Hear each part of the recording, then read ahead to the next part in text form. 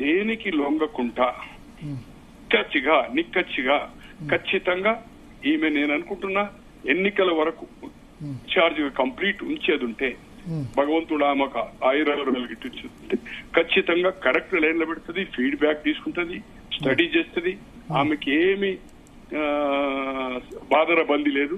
ఖచ్చితంగా నిక్కచ్చిగా పార్టీని ఒక లైన్ లో నడిపి పార్టీ సిద్ధాంతాలు ఎక్కడ మంచిస్తుంది ఇవాళ రేపటిన్న సైంటిఫిక్ సర్వేలు కూడా అందరూ తీసుకుంటున్నారు, ఆమె కూడా తీసుకొని కాంగ్రెస్ ఏదైతుందో ఒక దారిలా ఈ డిసిప్లిన్ అనేది కూడా ఒక దారికి తెస్తుందని నాకు నమ్మకం, విశ్వాసం ఉంది.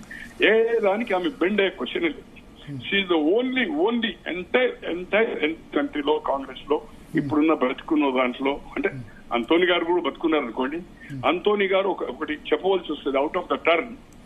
78లో ఆయన 77లో ఇందిరాగాంధీ ఓడిపోయిన తర్వాత 78లో బ్రహ్మానంద రెడ్డి గారిని గెలిపించిన తర్వాత ఏదైతుందో సిద్ధార్థ శంకర్ వ్యతిరేకంగా ఆమె పార్లమెంట్ లో రావాలనే ఉద్దేశంతో చిక్మంగళూరులో ఒక లోక్సభ ఎంపీని రిజైన్ చేసి దేవరాజర్స్ అక్కడ చీఫ్ మినిస్టర్ కాంగ్రెస్, ఇక్కడ చెన్నారెడ్డి గారు ఆ బై ఎలక్షన్ లో 78 సెప్టెంబర్ అక్టోబర్ లో గెలిచిన తర్వాత కాంగ్రెస్ పార్టీ పార్లమెంటరీ బోర్డు పెట్టకుండా కాంగ్రెస్ ఏకగ్రీవంగా ఏదైతుందో యునానిమస్ గా ఆమెకు సపోర్ట్ చేసింది కాంగ్రెస్ బ్రహ్మానంద రెడ్డి.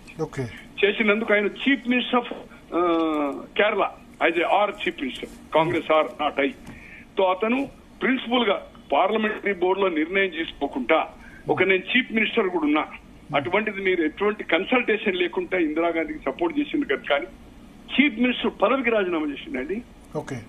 చీఫ్ మినిస్టర్ పదవికి ఆయన సూట్ కేసులో ఆయన లుంగి పజామా కేరళ భవన్ లో కూడా ఇక్కడికి వస్తే కూడా కొన్ని 3-4 రోజులు ఉంటే వాచ్ ఏదైతుందో చాకలికి వేయకుండా వాచ్ చేసుకున్న ఇన్సిడెంట్స్ ఉన్నాయి. ఎవరు? అంతోని గారు. అలాగే ఇప్పుడు అంతోని అంటే ఓల్డ్ ఏజ్ అయిపోయింది అంతోని.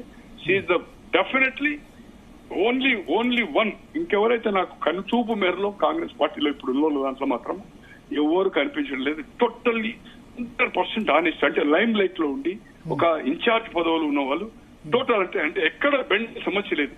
బండాలకో సన్మానాలకో కట్అవుట్లకో ఎక్కడో అక్కడ వీక్నెస్ ఉంటుంది కదా మనిషికి, అక్కడ పట్టేసి దాంట్లో మన తెలంగాణ అంటే ఆంధ్రప్రదేశ్ అంటే తెలంగాణ కదా, ఎవరినైనా పట్టే శక్తి సామర్థ్యాలు మనకున్నాయి.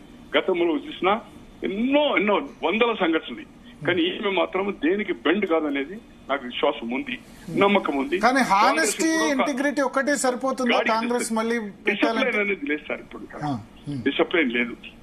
అండ్ పబ్లిక్ లో నెగటివ్ వచ్చింది, పర్సంటేజ్ అనేది వచ్చింది. ఇప్పటి వరకు ఏ ఒక్క ఆర్గనైజేషన్ నాయకుడు గాని, స్పోక్స్ మెన్ గాని, మంత్రి గాని ఓపెన్ గా పుంకానుగా social media, main media, print media, national media percentage లో వస్తుంటే ఏ ఒక్క నాయకుడు ఇప్పటి వరకు ఖండం చేయలేదండి.